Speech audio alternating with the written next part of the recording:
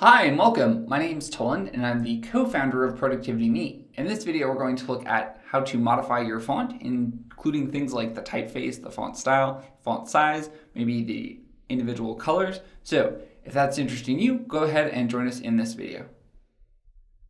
Alright, so if you want to follow along, go ahead and open up exercise file 05.07. You can find a link to that in the description of this video. In the last video, we looked at the idea of using borders. In this video, we're going to look at the topic of different font elements. So here you'll notice that the font is a little bit thicker. That's what's called bold formatting. There are going to be different font styles. And if you want to change some or all of these elements, the way that you can do that is by, say, select the group of text that you want. Maybe we'll select all of this text here. We're going to select the text by clicking first in this cell, which is merged in center, and then clicking and holding the shift key in this last cell, and it would select all those. You can change the individual font style, or essentially the type. Maybe we'd pick something like maybe Adobe.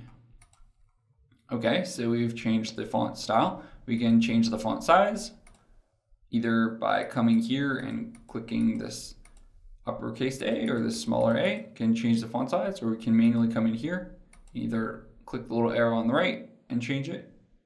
If we scroll up or down, it will give us a preview, or we could manually change it to something like, maybe we'll do 18. I'll again click this row to have it auto adjust the height.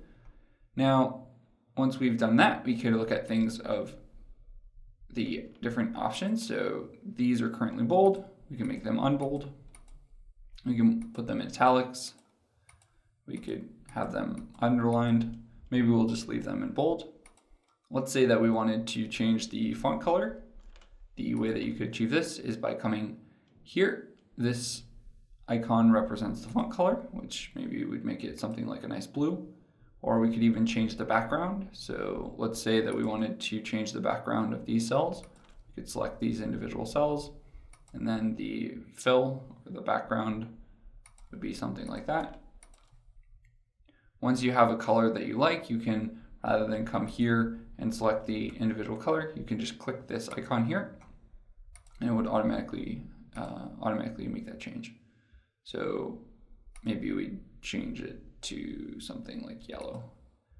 This clearly isn't the most aesthetic appearance, but okay, so we've discussed the idea of changing the font, the individual font or the font style, or the font type, I guess, technically. And then we looked at changing the size, the font style, whether it's bold, italic, underlined, as well as the fill color and the font color. Now, if you want to change any of these individual elements, you can also make your selection and then click this icon here, and this will bring up your font settings. And the font settings is going to give you a little more flexibility than what we had before, but it will cover many of the same topics. So we have the individual fonts. Let's say that we wanted to change them to this font. It will give you a little preview here. You can decide what type of font style you'd want. Maybe we'll just have it regular. You could change the size for all of these icons. You could determine whether or not it was underlined, the color. You can do things like straight through or not. Once you've made all your selections, you'd hit OK, and those changes would automatically populate through your selection.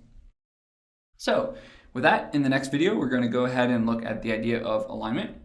These cells here are center aligned. These cells here are left, or rather right aligned, and this cell here is left aligned. So we'll discuss that and how to modify the inherent or the default setting of alignment for specific items like text and numbers, as well as how to do that for mixed text or mixed numbers. So things like Q1, Q2, Q3, and Q4. So join us for that in the next video, and we'll see you again soon. Thanks for watching.